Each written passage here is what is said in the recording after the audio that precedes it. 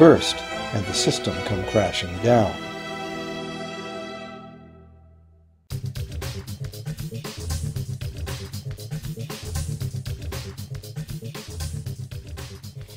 Over the years, the fractional reserve system and its integrated network of banks backed by a central bank has become the dominant money system of the world. At the same time, the fraction of gold backing the debt money has steadily shrunk to nothing. The basic nature of money has changed. In the past, a paper dollar was actually a receipt that could be redeemed for a fixed weight of gold or silver. In the present, a paper or digital dollar can only be redeemed for another paper or digital dollar. In the past, privately created bank credit existed only in the form of private banknotes, which people had the choice to refuse, just as we have the choice to refuse someone's private check today. In the present, privately created bank credit is legally convertible to government-issued fiat currency, the dollars, loonies, and pounds we habitually think of as money. Fiat currency is money created by government fiat or decree, and legal tender laws declare that citizens must accept this fiat money as payment for debt, or else the courts will not enforce the obligation. So now the question is, if governments and banks can both just create money, then how much money exists? In the past, the total amount of money in existence was limited to the actual physical quantities of whatever commodity was in use as money.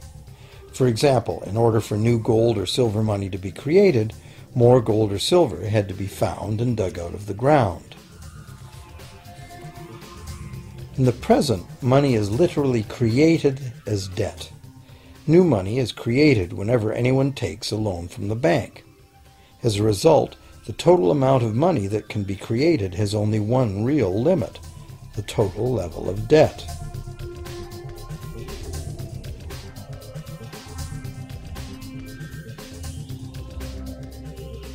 Governments place an additional statutory limit on the creation of new money by enforcing rules known as fractional reserve requirements. Essentially arbitrary, fractional reserve requirements vary from country to country and from time to time. In the past, it was common to require banks to have at least $1 worth of real gold in the vault to back $10 worth of debt money created. Today, reserve requirement ratios no longer apply to the ratio of new money to gold on deposit, but merely to the ratio of new debt money to existing debt money on deposit in the bank.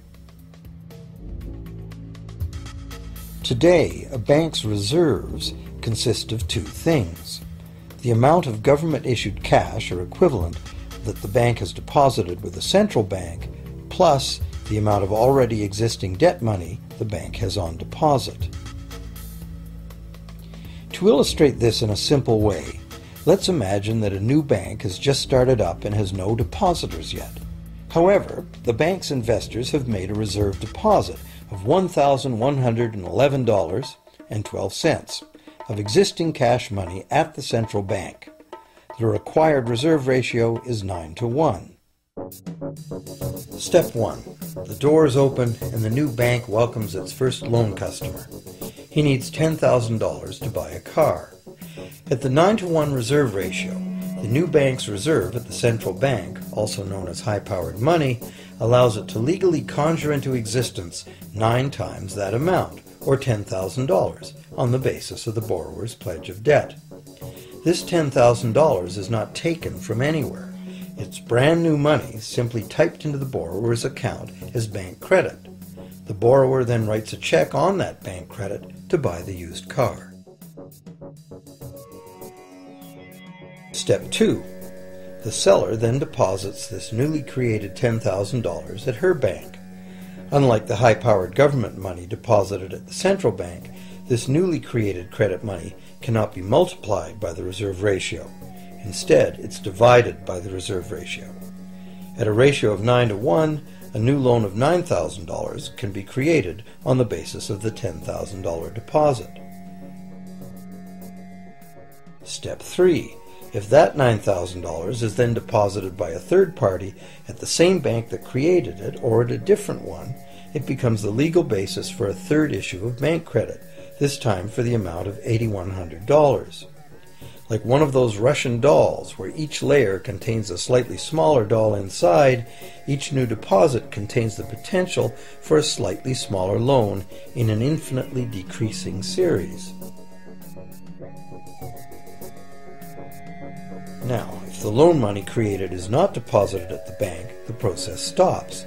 That's the unpredictable part of the money creation mechanism. But more likely, at every step, the new money will be deposited at a bank, and the reserve ratio process can repeat itself over and over until almost $100,000 of brand new money has been created within the banking system. All of this new money has been created entirely from debt, and the whole process has been legally authorized by the initial reserve deposit of just $1,111.12, which is still sitting untouched at the central bank. What's more, under this ingenious system, the books of each bank in the chain must show that the bank has 10% more on deposit than it has out on loan. This gives banks a very real incentive to seek deposits in order to be able to make loans, supporting the general but misleading impression that loans come out of deposits. Now, unless all the successive loans are deposited at the same bank, it cannot be said that any one bank got to multiply its initial high-powered money reserve almost 90 times by issuing bank credit out of nothing. However, the banking system is a closed loop. Bank credit created at one bank becomes a deposit in another, and vice versa. In a theoretical world of perfectly equal exchanges, the ultimate effect would be exactly the same as if the whole process took place within one bank.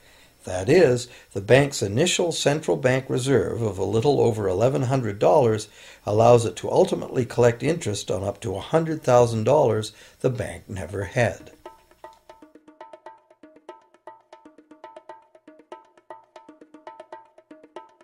If that sounds ridiculous, try this.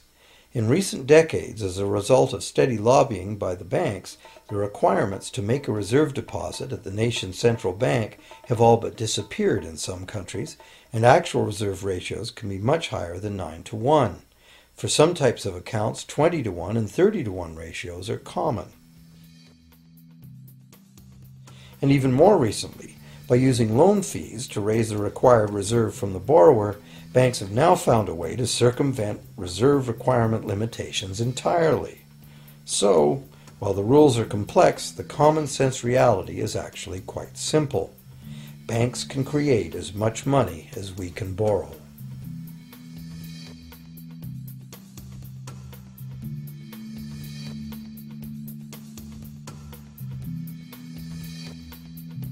Despite the endlessly presented mint footage, government-created money typically accounts for less than 5% of the money in circulation.